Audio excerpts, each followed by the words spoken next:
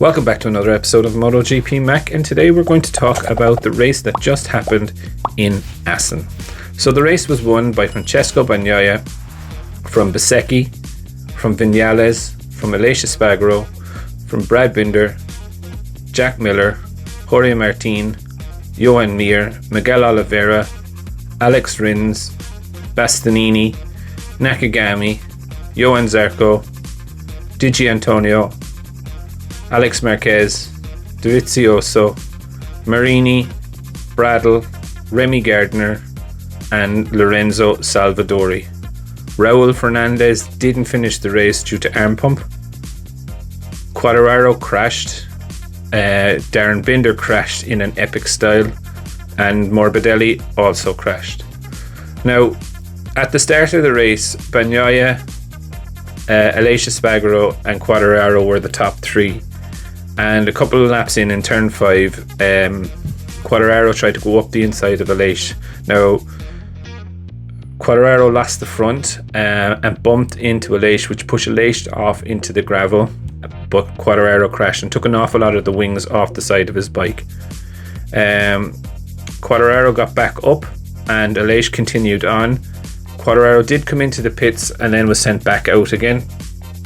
And then high-sided again to crash for a second time coming out of turn 5. Not really sure why he was sent back out again, but he was. But for Aleix Espargaro, he was lost more than 20 seconds in that, coming through the gravel and back out, and I think he was down to like 15th place or so, and he battled through the grid all the way up to 4th place, overtaking Jack Miller and Darren Binder in the last chicane, which is absolutely an epic move, pass of the season in my view.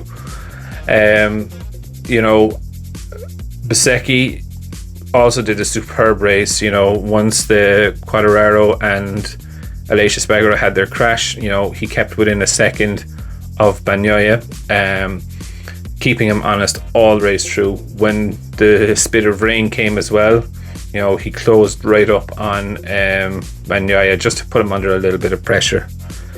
First podium for Viñales on the Aprilia. He did a superb ride.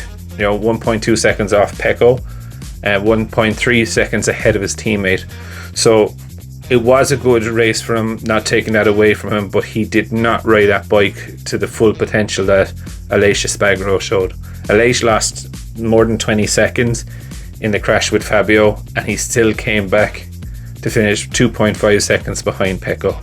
So realistically, I think while Maverick could be delighted, I think he should be a little bit more upset that he didn't get the full potential out of the bike like Aleix did today. Brad Binder, again, superb race. Jack Miller, really good race as well, considering he had a long lap penalty as well. Jorge Martin was quite solid. Johan Mir had an eventful race before the race even started properly.